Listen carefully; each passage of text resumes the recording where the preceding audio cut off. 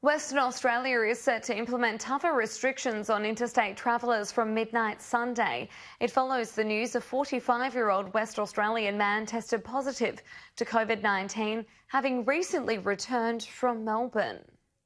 The West Australian government's tough stance on COVID-19 has only gotten tougher after 2 new cases of the virus were reported in the state on Friday. WA will now force anyone who has come from Victoria in the last 14 days to go into hotel quarantine at their own expense, effective immediately.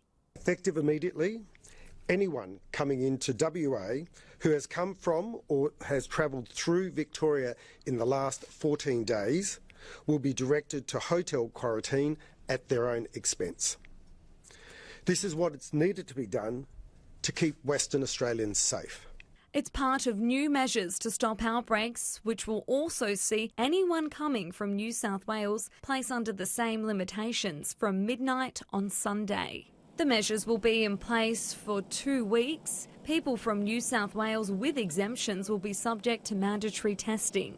The state's health minister says the measures are necessary to keep residents safe. The message loud and clear for anyone wanting to travel interstate: don't go.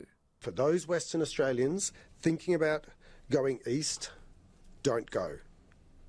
For whatever reason you're contemplating on going east, it's in the best interest of yourself and all Western Australians to stay here. We cannot guarantee you'll be clear for return immediately.